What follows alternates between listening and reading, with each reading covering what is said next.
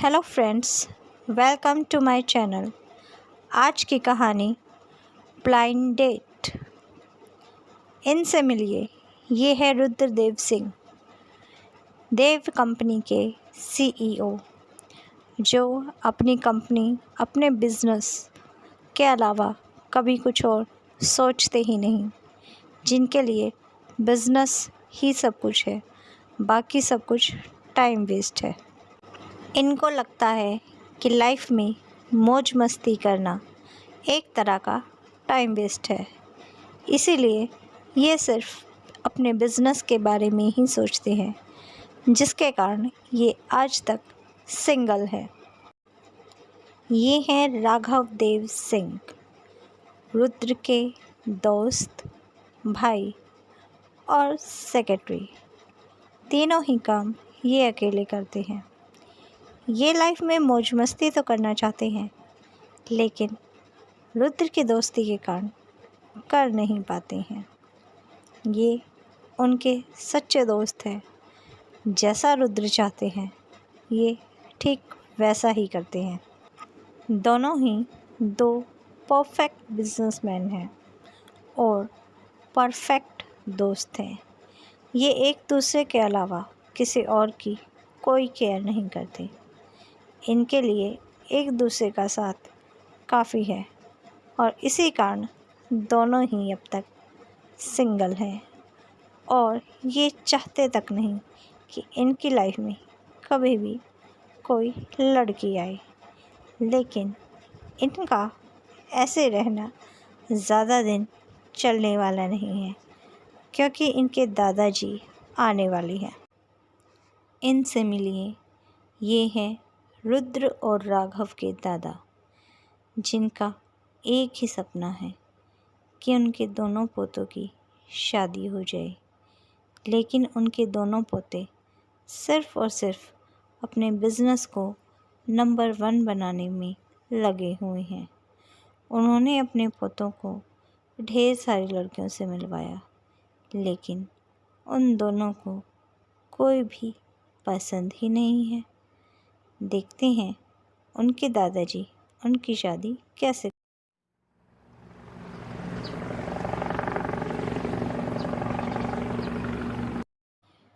रुद्र और राघव अपने दादाजी के कहने पर अमेरिका से इंडिया वापस आ गए। दोनों ही बहुत टैलेंटेड हैं। उनके स्वागत के लिए उनकी कंपनी ने एक वेलकम सेरेमनी रखी, लेकिन रुद्र वहाँ नहीं गया। उसने वहाँ पर राघव को भेजा। रुद्र को किसी भी पार्टी या किसी भी सेरेमनी में जाना पसंद नहीं था। वह ऐसे सारे काम राघव से कराता था। उस दिन वहाँ वेलकम सेरेमनी में उसके दादा भी उसका इंतज़ार कर रहे थे, लेकिन वो नहीं आया। रुद्र, तुम वेलकम सेरेमनी में क्यों नहीं आए? दादाजी, आप तो जानते ही हैं, मुझे ऐसी वेलकम सेरेमनी बिल्कुल पसंद नहीं। पर वो वेलकम सेरेमनी तुम्हारे लिए रखी गई थी बेटा। जानता हूँ दादाजी, लेकिन इस तरह से टाइम वेस्ट करना मुझे बिल्कुल पसंद नहीं है। मेरी कंपनी के लोग मुझसे कभी भी यहाँ आकर मिल सकते हैं, इसके लिए वेलकम सेरेमनी क्यों? मतलब तुम मेरी बात नहीं मानोगे रुद्र? तो ठीक है, मैं तुम्हें कुछ दिनों का वक्त देता हूँ। या तो तुम अपने लिए लड़की ढूंढ लो, नहीं तो मैं तुम्हें डेट्स पर भेजना शुरू कर दूँगा और उनमें से अगर तुमने कोई लड़की नहीं चुनी तो मैं उसे चुनूँगा, तुम्हारी दुल्हन। दादाजी, आप मेरे साथ ऐसा नहीं कर सकते हैं, और वैसे भी मेरे शेड्यूल में इतना टाइम है ही नहीं कि आप मुझे डेट पर भेज सकें। बेटा, मैं भी तुम्हारा दादा हूँ। तुम्हारे शेड्यूल में कैसे डेट पर जाने के लिए टाइम नहीं निकलता, ये मैं देख लूँगा। तुम बस ये फाइल देखो और डेट्स पर जाना शुरू कर दो, वरना अच्छा नहीं होगा।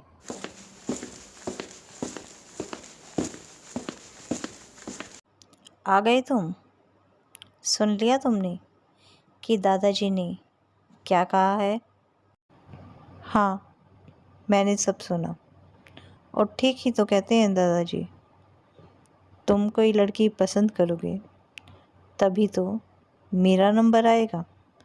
तुम हो के सन्यासी बने बैठे हो और मुझे भी सन्यासी बना दिया है। अरे यार, लाइफ में लड़की तो होनी चाहिए ना। अब पूरी ज़िंदगी ऐसे मेरे साथ गुजारोगी क्या?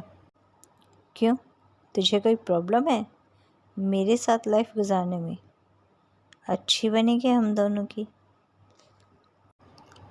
अरे पागल हो गया है क्या तू? कोई हमें वो समझ लेगा? चल अब रेडी हो जा जल्दी से। हमारी पहली डेट 5 मिनट बाद है। डेट? कौन सी डेट? वही जो इस फाइल में है। तूने अब तक फाइल पढ़ी नहीं क्या?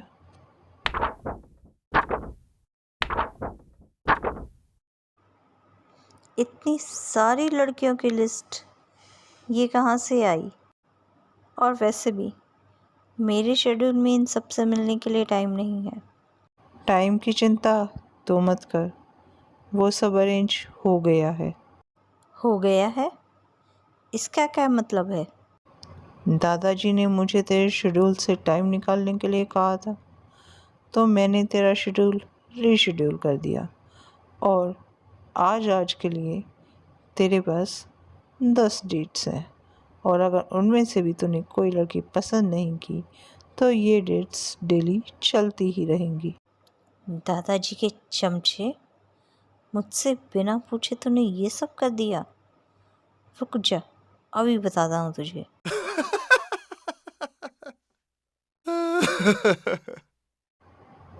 अब बस यार, सॉरी। अब दादाजी का कहा गया टाल भी तो नहीं सकते ना। हाँ, ये भी है।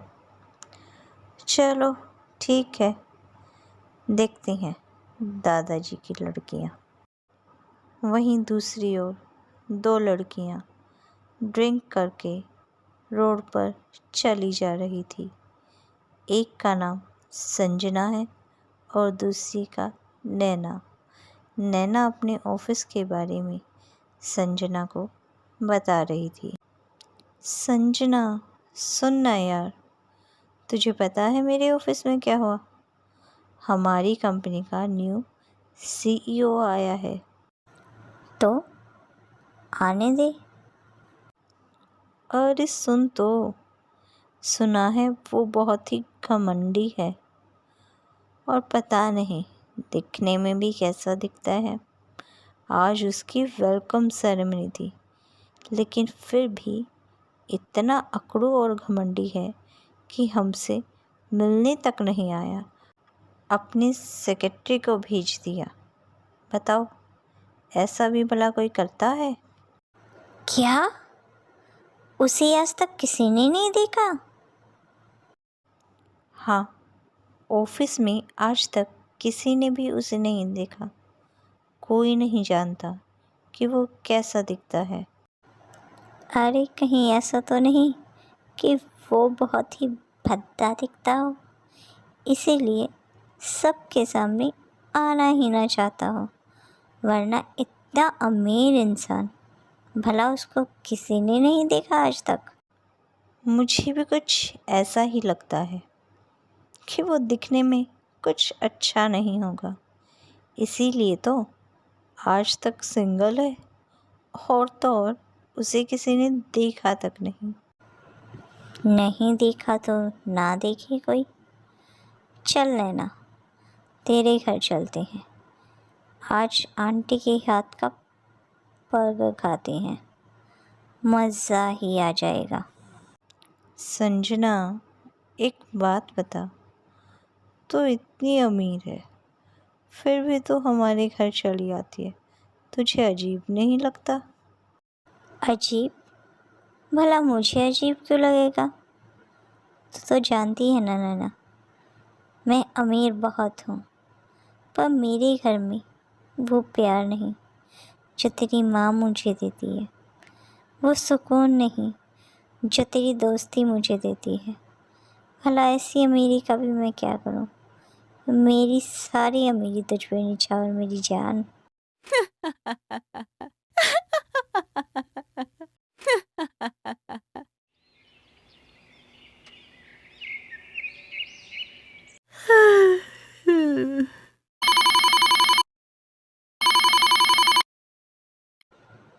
हेलो। हाँ पापा। क्या? पापा आप तो जानती ही हैं ना, मैं ऐसे किसी ब्लाइंड डेट पर बिल्कुल नहीं जाना चाहती। आप ऐसा क्यों करते हैं मेरे साथ? नहीं, मैं बिल्कुल नहीं जाऊंगी। ओके, ठीक। नैना, नैना उठ, उठ नैना उठ, उठ। तेरी दोस्त के सिर पे मुसीबत का पहाड़ टूट गया और तू घोड़े बेच कर सो रही है। उठ नैना उठ। क्या हुआ? क्यों इतनी सुबह सुबह उठा दिया? सोने देना। रात को एक तो तूने इतनी पिला दी, मेरा तो सर भी घूम ही जा रहा है। तेरा सर गया तेल लेने, यहाँ मेरी पूरी दुनिया ही घूम गई। तुझे अपने सर की पड़ी है? क्या हुआ? क्यों सुबह सुबह चिल्ला रही है? अरे नैना, यार मैं लुट गई, बर्बाद हो गई। अरे ड्रामा छोड़, बता ना क्या हुआ। नैना, पापा का ना फ़ोन आया था। उन्होंने ना मुझे किसी से मिलने के लिए कहा है, और अब तू ही एक है जो मेरी हेल्प कर सकती है। अच्छा, अब समझी मैं। तो तुझे एक बलि का बकरा चाहिए, है ना? प्लीज़ नैना, कर दे ना मेरी हेल्प। प्लीज़, एक आखिरी बार, प्लीज़ कर दे। तू मेरी दोस्त नहीं है? Please please please. दोस्ती के तेल लेने, लेकिन मैं इस बार तेरी बातों में नहीं आने वाली। पता है तूने पिछली बार मुझे कितनी बुरी तरह फंसवाया था। भूतनी बनकर जाना पड़ा था मुझे उसके पास। प्लीज़ यार, मेरे लिए एक बार फिर से भूतनी बन जा। देख, हमारे इस आइडिया ने पिछली बार मेरा पीछा छुड़ा दिया था। प्लीज़ इस बार फिर से देख, सिर्फ मेरा पीछा ही तो छुड़ाना है। तुझे कौन सा किसी से कोई बात बनानी है? बात बिगाड़नी ही तो है। देख संजना, तू ना अंकल से बोल दे कि तुझे अरेंज नहीं, लव मैरिज करनी है। ठीक? इस तरह बार बार मुझे फंसा मत, नहीं तो ना मैं किसी दिन अंकल से बोल दूँगी, और फिर तेरी क्या शामत होगी उसके बारे में फिर तू ही सोचना। अरे यार नैना, तुझे क्या लगता है मैंने क्या पापा को कहा नहीं कि मैं अरेंज मैरिज नहीं लव मैरिज करना चाहती हूँ? लेकिन वो कहती हैं कि जब तक मेरी लाइफ में कोई लड़का ही नहीं है तो मैं लव मैरिज कैसे कर लूँगी। इसीलिए उन्होंने मुझसे कहा है, या तो मैं उनकी पसंद के लड़के से शादी करूँ या खुद कोई बॉयफ्रेंड ला कर दूँ। अरे यार, अब कोई हैंडसम सा लड़का मिले और मुझे उससे प्यार हो, इसमें तो बहुत टाइम लग जाएगा ना। लेकिन नहीं, पापा तो मेरी बात सुनने को तैयार ही नहीं है। उनका तो बस एक ही कहना है, या तो उनकी पसंद से लड़के से शादी कर लूँ या फिर जल्द से जल्द उनके लिए कोई लेकर आऊँ। भला मैं कहाँ से लेके आऊँ? मुझे तो कोई पसंद ही नहीं। अब ये तो तेरी परेशानी है कि तुझे कोई पसंद नहीं आता। इसमें अंकल की क्या गलती? अब किसी को पसंद ही नहीं करेगी तो वो अपनी बेटी को ऐसे ही सड़कों पे ड्रिंक करता हुआ थोड़ी ना घूमने देंगे। हाँ, या तो तूने पसंद करके कोई दे, या फिर उनकी पसंद से करने। और वैसे भी उनकी पसंद में बुराई ही क्या है? बुराई?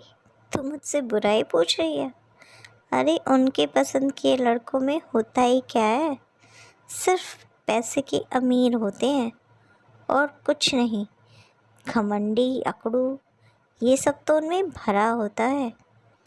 पापा का क्या है, उन्हें तो बस अपने बिजनेस के लिए एक दामाद चाहिए, लेकिन मुझे तो पति चाहिए ना। मैं भला ऐसे घमंडी अकड़ुओं से शादी क्यों करूं? नैना, नैना प्लीज़ ना यार, मुझे बचा ले। इस बार आखिरी बार बचा ले प्लीज़, आखिरी बार बस। फिर अगले साल तक मैं पक्का पक्का कोई ना कोई लड़का ढूंढ लूँगी और तुझे दोबारा से ये नहीं करना पड़ेगा। तू जानती है ना यार, मैं एक्टिंग में बहुत ख़राब हूँ। तू ही है जो इस बात को बिगाड़ सकती है और जिससे मेरे पापा को शक भी ना हो।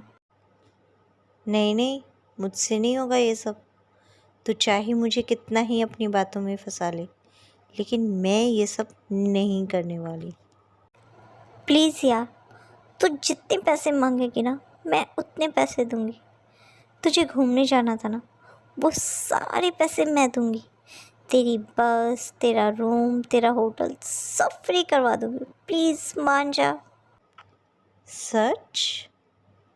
और तू चलेगी मेरे साथ? हाँ मेरी माँ, चलूँगी। मैं भी चलूँगी और सारा खर्चा भी उठाऊँगी। प्लीज़ यार, इस बार मेरा इस लड़के से पीछा छुड़वा दे। तू जो कहेगी मैं वो करूँगी। ठीक है, अब तो मुझे ये करना ही पड़ेगा अपनी दोस्ती के लिए। अब तो टेंशन मत ले, इस लड़के को तो मैं ऐसा भगाऊंगी कि तेरा नाम भी कहीं सुन लेगा तो ये वहाँ से मुंह छुपा कर भाग जाएगा कि कहीं तू देख ना ले। ऐसा चक्कर चलाऊंगी कि बेचारा चक्कर ही खाता रह जाएगा। नैना संजना की जगह पर डेट पर जाकर क्या करेगी? क्या वह संजना को इस डेट से बचा पाएगी? क्या रुद्र डेट पर जाकर अपने दादाजी के लिए एक बहू चुन लेगा? यह सब जानने के लिए सुनिए ब्लाइंड डेट पार्ट 2। तब तक के लिए like, subscribe, comment, share my channel.